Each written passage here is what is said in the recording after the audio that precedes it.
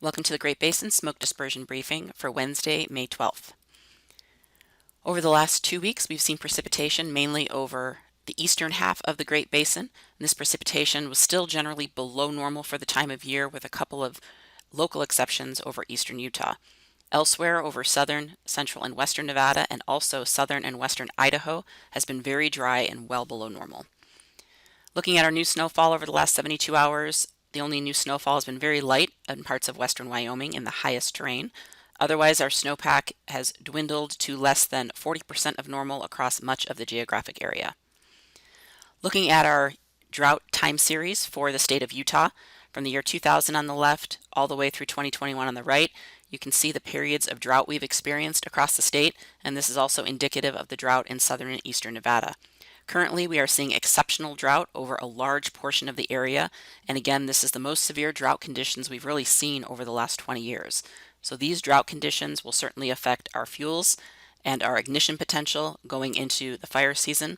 Also, into the early part of the year right now, we are still seeing some dead and carryover grasses being the driver of fires early in the season. Once we get past green up, we again will see these larger fuels continue to dry out significantly, increasing our fire potential towards June. Looking at our satellite, we have a ridge of high pressure dominating the west, so we will see above normal temperatures across the Great Basin with dry conditions before a storm system moves in later this week. So for today, we do have again dry and warm conditions down south, maybe some cloud cover and a few isolated showers or thunderstorms up in the far north. Ventilation index will remain quite good across the region. Winds will remain fairly light, however, with generally light or slope winds across the region. Mixing heights will also remain very high just due to the warm temperatures and dry conditions. As you move into Thursday, the ridge continues to dominate, but we do see the trough of low pressure starting to approach the Pacific Northwest. So again, aside from some cloudiness up in the north, generally dry conditions region-wide with good dispersion. On Thursday, we will see winds increase a little bit over southern and eastern Idaho into Wyoming and parts of northern Utah, but most of these gusts will remain in the 20s.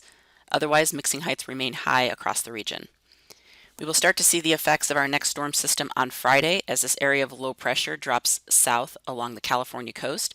We will see moisture increasing over the northern third of the geographic area, so could see some showers and thunderstorms and certainly some cloud cover in the north through the day on Friday. Some of these showers or thunderstorms may drop down into far northern Nevada or northern Utah. Otherwise, gusty winds in advance of this system with dry conditions are expected in the south, with generally good dispersion region-wide. We will see dispersion start to deteriorate a little bit in the north as those clouds and showers increase as that area of low pressure drops south. On Friday, we will see winds again start to increase over southern areas. Right now, most of the gusts should remain in the 20s to around 30 miles per hour. However, relative humidity will be in the single digits. Mixing heights will remain high across the southern half of the area. The forecast clearing index for Utah for the next few days, we will see lower clearing indices in the valleys today with lighter winds and some cooler temperatures, but as temperatures heat up and we see those winds increase, especially on Friday, we will see high clearing indices statewide. Forecast amounts of precipitation are generally light. Again, with that storm system moving in later in the week towards Friday, we will see some light showers or thunderstorms over northern areas, but not really expecting any heavy areas of precipitation. On Saturday, the storm system deepens and drops further south. We will see moisture increase over the northern half of the region for a better chance of showers and thunderstorms on Saturday, along with gusty winds, keeping ventilation index pretty high. On Sunday, we will continue to see those showers in the north. We will see relative humidity increase over southern areas, but again, we will see those gusty winds initially going into Friday and Saturday in the south, so we will be watching some of those areas for an increase in fire potential. But by Sunday, we will likely see the relative humidity start to improve even in southern areas. Otherwise, dispersion will remain high across the region.